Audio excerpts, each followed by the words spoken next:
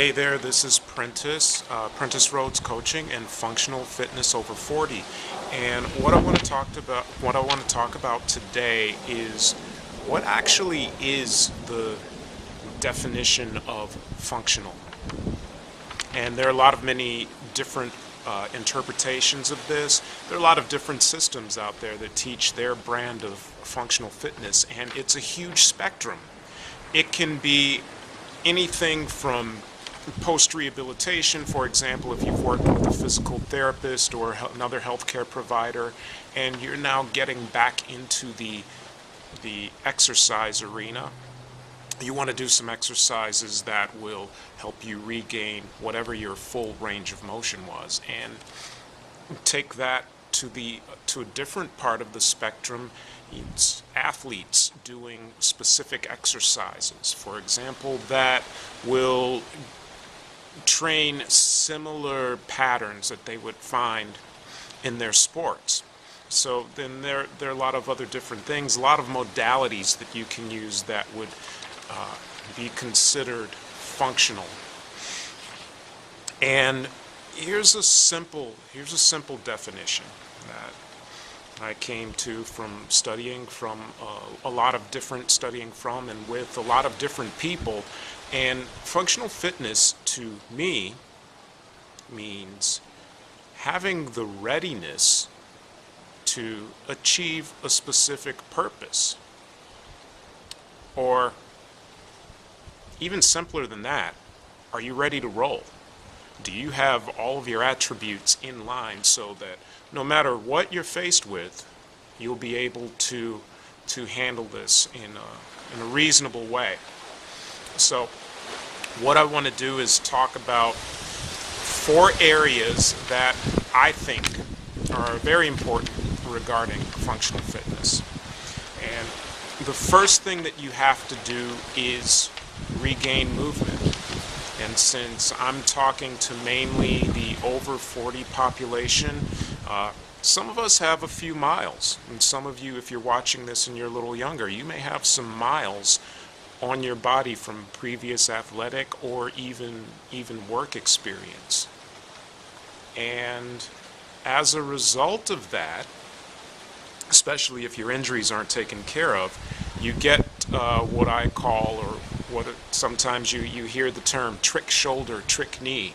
You have to do a few things to get your shoulder or knee to do the right thing for you. Click your heels 3 times, chant, throw rune stones, whatever that is. You have to do that to get your shoulder to do what you need it to do. So the first thing you have to do is regain the mobility, and that's just getting that joint the extensibility it needs for a full range of motion. Now, if you've decided after seeing your healthcare provider that you don't have any limitations that would stop that joint from moving in a full range of motion, that's something that you can realize. I know that sometimes after we've dealt with injuries, the pool of movements, or the toolbox of movements that we have available to us, becomes ever receding, and eventually you're going to have to master the skill of levitation or something to achieve movement, because you will have restricted everything. So you want to regain full range of motion. You also want to make sure the muscles that are responsible for getting into any given range of motion are strong as well. Sometimes asymmetries or imbalances, however you want to call that, they can give you some difficulties that may result into some other issues that'll send you back into the doctor's office. So mobility and strength around that increasing range of motion. The second thing that you want to focus on to be functional is your well-being. I mean, let's face it, this is real world, so we are surrounded by stressors every day. So whether you again, back to the deadline at work, back to the deadline at work. Maybe the boss is riding you a little bit. Maybe you own your business and you have some employees that you have to deal with. This also extends into relationships, having an argument with your significant other. These are all things that put stress into your system. So you want to have a way of dealing with this. First of all, not getting consumed by anger. Those are some of the things that you can do, or those are some of the things that I've done personally. Try to step back and do a little active listening to hear the perspective of the one with whom I'm arguing, whatever, and try to come to a solution there. There's always three sides to the story, as we've all heard. There's my side, the other person's side, and actually the truth. So we want to try to work together to find the truth, and also being able to let things go. These are all strategies that you can use to deal with stressors.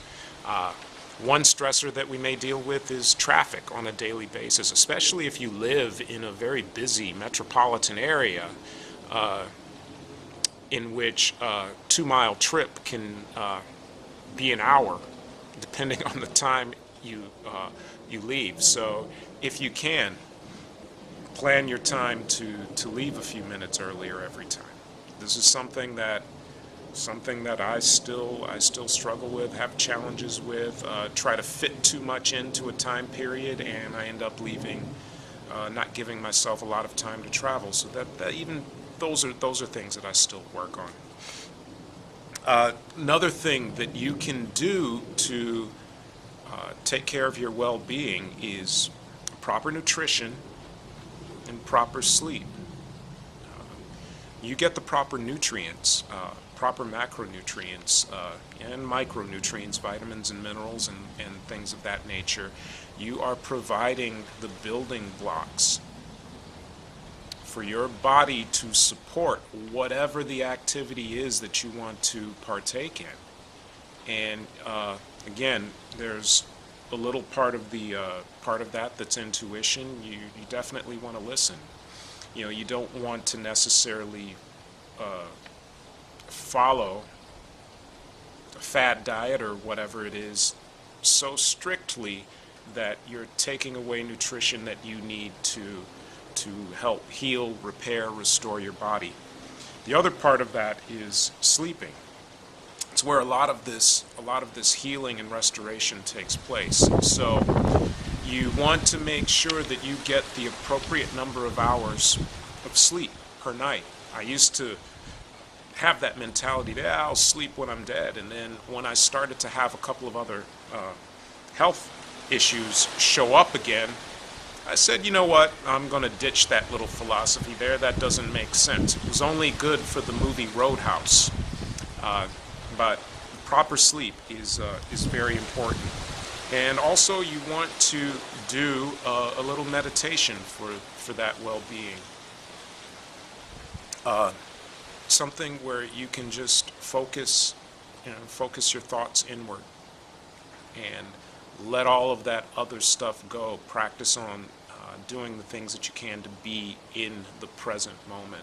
Not worrying about deadlines, not worrying about, in my case, well, as I'm filming this, school pickup's coming up pretty soon, so to think about wrapping up here and getting out to do that.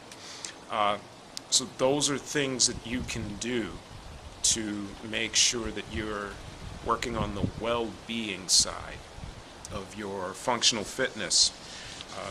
Number 3, do you understand your environment?